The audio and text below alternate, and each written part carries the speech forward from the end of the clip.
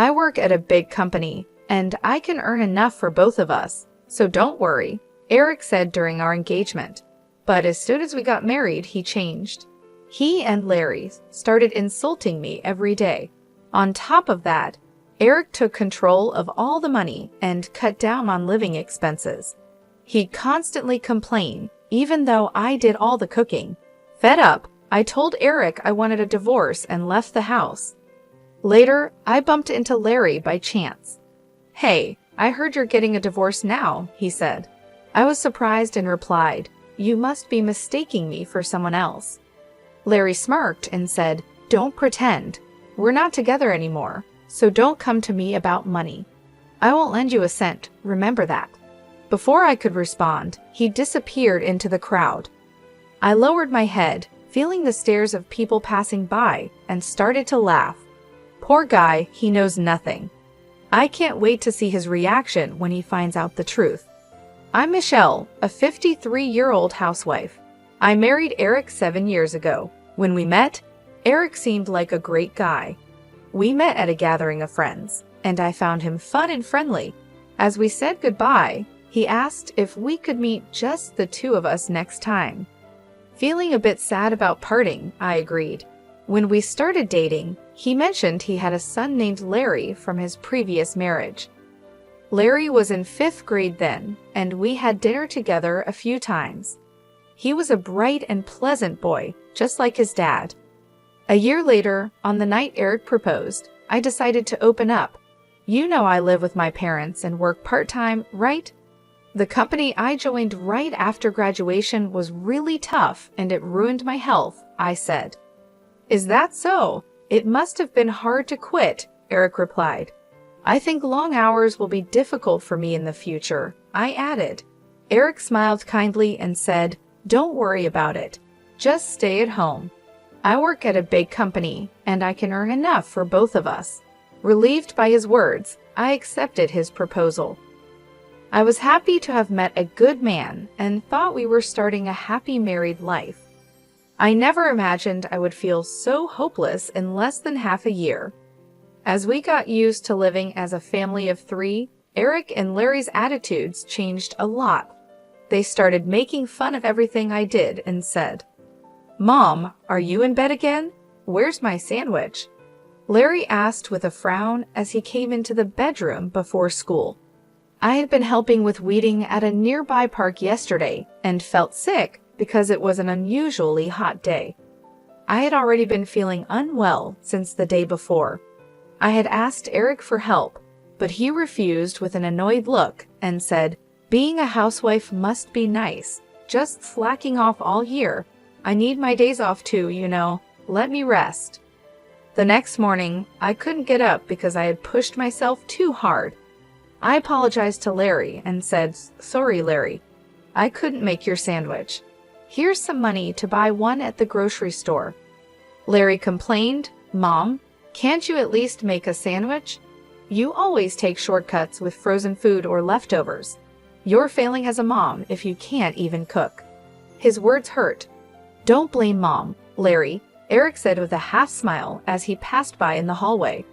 "Since you skipped the sandwich, tonight's dinner must be fancy." "Oh, is that so? Then I'll look forward to it. Being a housewife, you should have plenty of time for dinner, right? You're not sleeping all day, are you? Make sure to clean thoroughly without slacking." The two of them laughed at my poor condition and made their insensitive comments before leaving. As if I could prepare a fancy meal lying in bed, staring at the ceiling, I let out a heavy sigh. Eric is extremely stingy despite being a section chief at a big company and earning a high salary. The money he gave me for living expenses was ridiculously low. It's my salary, so why should my wife manage it? Eric insisted on managing the finances himself after we got married, and I meekly agreed. I thought it didn't matter who handled the money as long as it was done properly. But then Eric started spending money as he pleased. It's necessary for work. Drinking expenses are business expenses. It's essential, he would say as an excuse to buy expensive clothes and watches for himself. But he would make a sour face even if I needed something small. When I bought cheap snacks, Eric would get angry because he believed a housewife doesn't need any spending money. I had to ask for his permission every time I wanted to spend money, whether it was for a haircut or buying clothes. "One pair of jeans is enough, isn't it? You're buying more," he would ask. I replied, "I want a warm pair for winter." He said, "Fine, but get them from a cheap store." I'd also wanted to go to the hair salon regularly. "Can I go once every 3 months to keep my hairstyle?" I asked. Eric scoffed. "Why do you need to be fashionable? If you keep your hair long, you only need to cut it once every 7 months. No more haircuts." Because of this, I was only allowed to buy cheap makeup from drugstores. I wanted to use better products because the cheap ones were harsh on my skin, but Eric didn't care. The money Eric gave for living expenses was very low, about 1/3 of what most people spend. With this small budget, it was hard to maintain a balanced diet. When I complained, Eric responded smugly. On the TV show about saving money, they lived on this amount. They had a farmer relative who gave them vegetables and bread. I told him, "That's not possible with these high prices." He replied, "That's your job to manage." What really hurt me was how Eric acted when it came to sending a wreath for my dad's funeral. When Dad, who had been sick, passed away, and it was time to send a wreath, Eric frowned and said, "We don't need to send a wreath for the funeral, right? Only the main mourner needs to send one." He suggested, "Use your savings, it's not my problem." As I prepared for the funeral with tears in my eyes, his lack of care made me angry. I said, "I never planned to ask you for it, so don't worry." He replied, "Good, but do Larry and I really have to go? It'll ruin our long weekend. Right, Dad?" Larry added, "I wanted to play a new game." Although they complained, I didn't doubt they would come.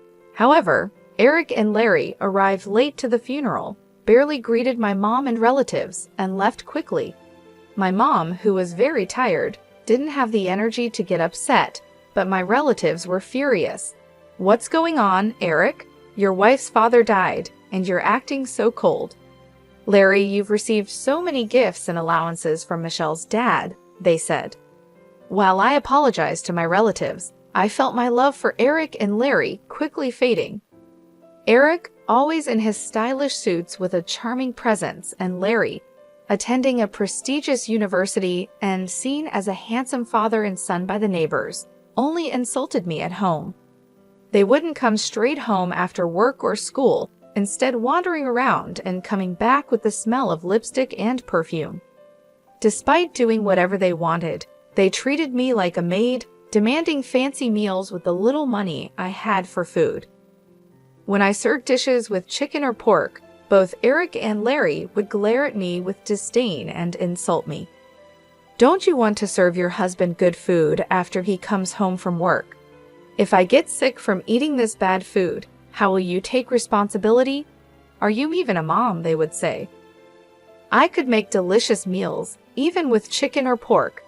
They disliked vegetables and fish, but eating such a picky diet will make you sick.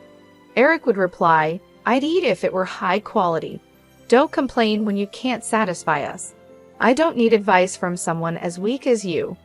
They used to eat while complaining, but lately they just left the food untouched.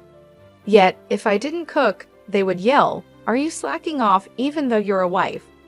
I would eat the leftovers for breakfast or lunch the next day, but tears would well up as I wondered for whom I was cooking. For their meals, they relied on store-bought sandwiches, instant noodles, and snacks. Eventually, Eric was diagnosed with prediabetes during a company health check, and Larry started gaining weight. It was inevitable. Then they lashed out at me, saying, "What kind of wife makes her husband and child sick? We don't need a useless person like you. We're getting a divorce." "Then I'll leave," I said. They were surprised when I agreed easily. "Are you sure? You're unemployed. You've been living off me. How will you survive now?" Eric asked. "Don't worry about me. I'll send the divorce papers for you to sign later. Please leave my stuff until the movers come to pick it up," I replied. "Nobody's going to take your stuff," Eric sneered. You'll definitely regret divorcing a high-earning, handsome guy like me.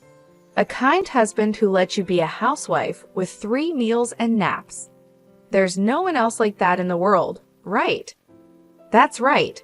You've been living in luxury on Dad's money till now. You'll struggle from here on, Larry added. As I packed my clothes into a suitcase, Eric and Larry kept talking behind me. Honestly, I envied Eric's ability to overestimate himself so much. When we were dating, I saw this part of him as confident and shining. You'll just go back to your parents, right? Say hi to your retired mom for me. You two will be heading straight to poverty, Eric said. Larry laughed at his father's prediction. They'll end up on welfare soon. They already reek of poverty, but with Grandma, it'll be the ultimate. The funeral the other day was nothing special. It smelled like poverty. I thought so too, like a poor family's funeral. I want a fancy one, Larry agreed. But for Dad, who works at a big company, and me, attending a prestigious university, poverty is a different world. Their endless comments made me really angry, but I knew it was pointless to argue, so I just let it go. After I went back home and explained everything to Mom, she said in a low voice, at the funeral, seeing Eric and Larry, I felt something was wrong. But I thought it's not good to interfere too much in my daughter's household, so I kept quiet. I was too busy taking care of Dad. I'm sorry for barging in like this. I replied, it's okay. I've been lonely without you. Why don't you stay here? Thanks, but once I get my job on track, I plan to move to an apartment, I said. Mom's concern was comforting, but I knew living with her might make me too dependent. Living nearby and visiting sometimes seemed like the right balance. Yes, Eric and Larry mocked me for being unemployed, but actually, I had been working from home. It all started with the budget recipes I posted on my blog. After getting many positive comments, I bravely launched a cooking site and shared my recipes, which quickly gained readers and internet fame. Soon after, an editor from a major publisher approached me, and now I'm getting ready to publish a cookbook. Because of this, I didn't have time to think much about the divorce, and the days flew by. One day, my phone rang insistently. I stopped stirring the ingredients in the pan and answered. Hello, I said. Hey, what's this about a clause for the divorce trial? Eric asked. I sighed, knowing it was about that. You and Larry insulted me all the time, I said. Oh, I thought, never mind, Eric said with relief in his voice. I didn't cheat or anything, you know.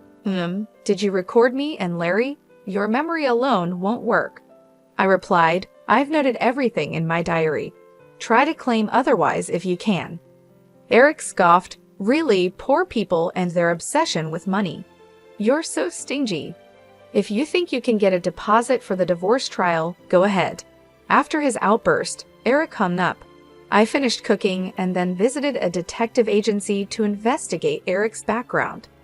Soon, his affair with a coworker was uncovered. The day after I sent photos of the two of them together and the investigation report to his company, Eric contacted me again. You spreading this at work is low. The angry manager reported it to the higher-ups, and now I'm in trouble, he said. I'm fired. Oh, she was the manager's daughter, wasn't she? It's your fault for cheating. Knowing they're strict about such things, I said, laughing. But you should be fine, right? With all the saving you did, you must have plenty of money. Aren't you and Larry living comfortably? Larry moved into a dorm this spring because commuting was tough. I prepaid dorm fees and have apartment loans. My savings were drained by that woman. She was two-timing me with a younger guy, Eric replied. Sounds tough for you, but it's none of my concern. Oh, and about the divorce trial deposit, I'll also take half the value of the apartment for property distribution. When the invoice arrives, please transfer the full amount to my account, I said. Eric was yelling on the other end, but I hung up without caring. One day, while returning from shopping in town, I bumped into Larry. He was dressed in his usual flashy clothes, with piercings all over his face and an eye-catching hairstyle. making him easy to spot from a distance. Seeing me, Larry raised his hand in greeting. "Hey, heard you're getting government assistance now." I looked puzzled. "Huh? Who are you mistaking me for?" "Don't pretend," Larry said, smirking. "It's obvious where an unemployed old lady like you would end up. If you had just followed me and Dad, you'd still be living a comfortable life. It's pathetic." Feeling really angry, I couldn't help but reply, "Getting government help is a citizen's right. Any one of us could need it someday due to illness or an accident. It's wrong to look down on that." Yeah, so you're saying you're getting it too," Larry said, smirking and pointing his finger at me.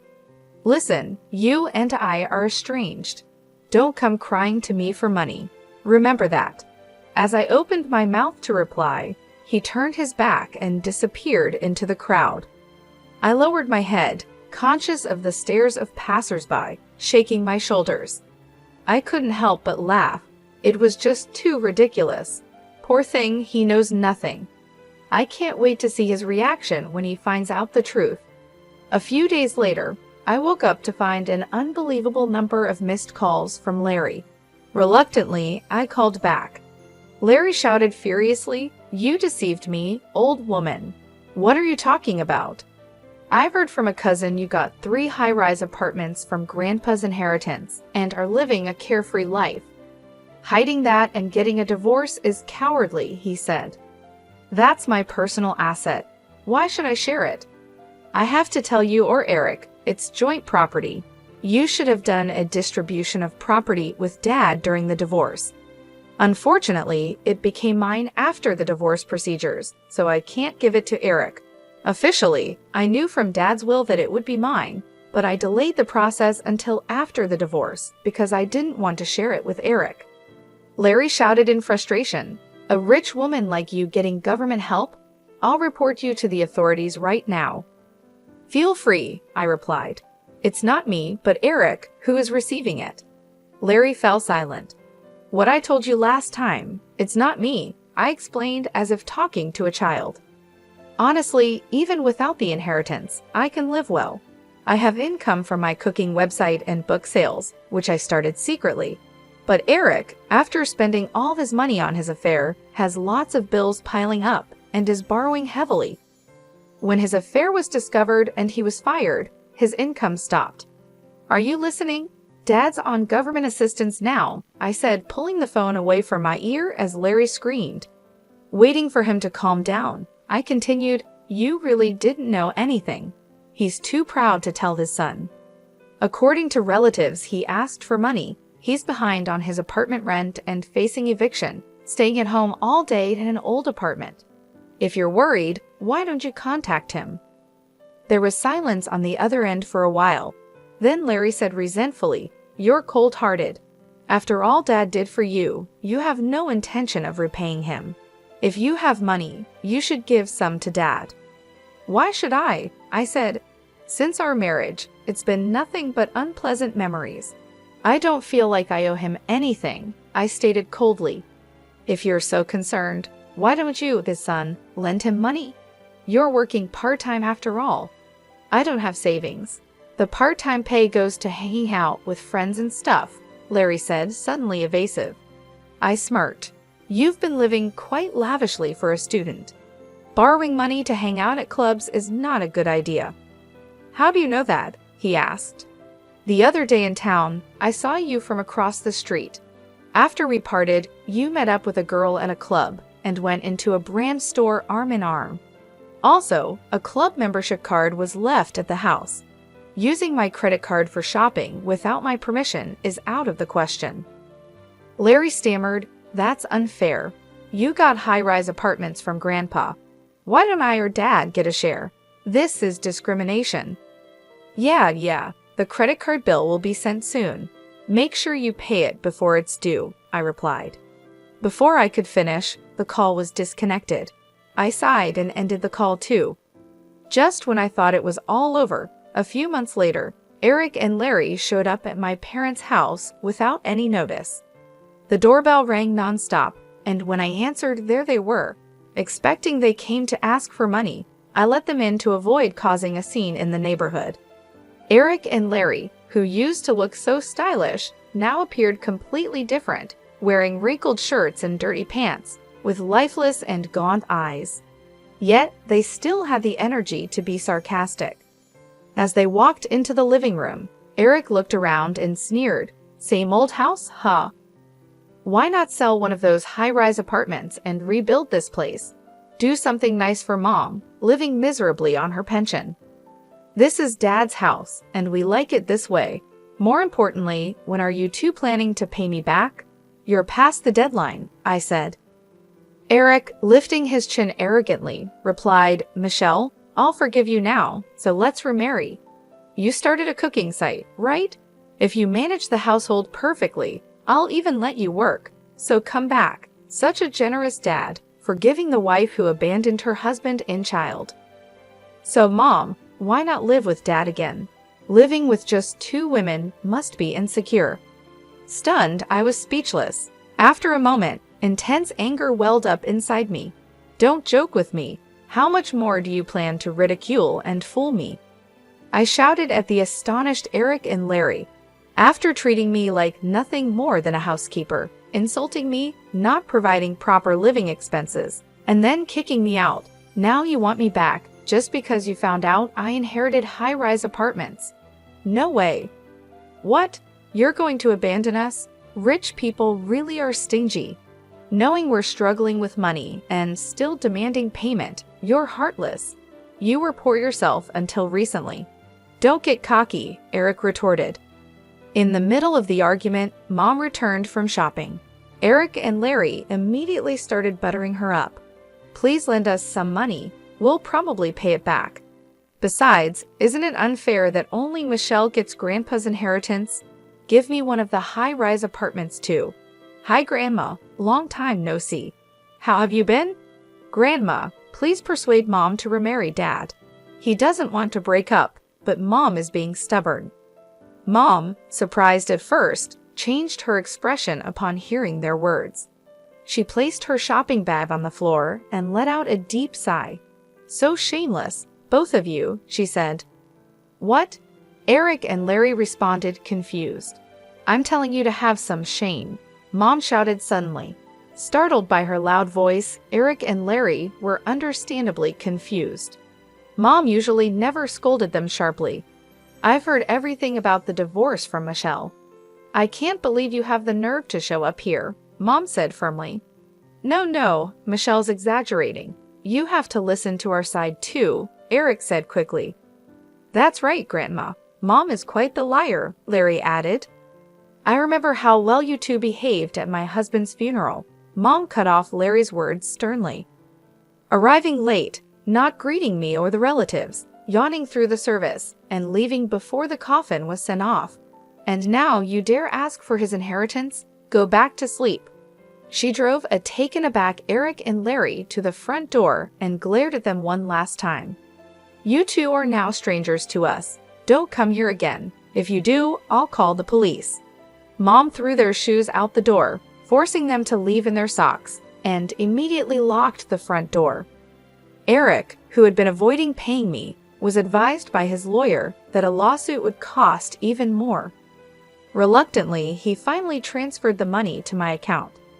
Even though Eric was fired from his job, he couldn't find another one. His in-laws, hearing about his situation from relatives, stepped in to cover his debts. They visited my parents' house and apologized profusely for Eric's behavior. Later, Eric, having given up on finding a new job, returned to the countryside, pretending he was helping with the family's farming. However, the story of our divorce spread through the village, leading both children and elders to point and laugh at him. There's thrifty Uncle Eric, even with a degree from a good university and a job at a big company. "What's the use if your wife leaves you for being too arrogant?" they would say. The reason for his divorce from his first wife was also his reckless spending. "He'll never change." Being mocked by the villagers was embarrassing. Eric kept sending me persistent messages asking to remarry to save face, so I deleted his contact. His mistress, apparently no longer interested after the money ran out, had long since left him. I found her with the detective's help and made sure she paid the divorce trial's security deposit.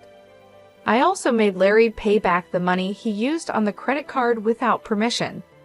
Even though he was enrolled in a prestigious university and was on track to become successful like his father, Larry started skipping classes and fooling around. This led to failing grades and eventually getting expelled. His friends and girlfriends were worried, but Larry, in his arrogance, pushed them away with his prideful comments. He then had a big fight with Eric, saying, "You're my father, but you won't help pay off the debt." Now, they don't talk to each other. Larry lives alone in a small apartment, getting by with part-time jobs. Gone are the days of buying whatever he wanted and making sarcastic remarks despite his high earnings. For me, it's a refreshing change. My cooking website is doing well, and I signed a book deal. I moved to the top floor of the high-rise apartment I inherited from Dad. Mom is still healthy at 75, and the high-rise is close to our family home, so it's convenient if she needs anything. I'm planning a surprise hot spring trip for Mom's upcoming birthday. Though my marriage didn't work out, I want to keep having a good relationship with Mom.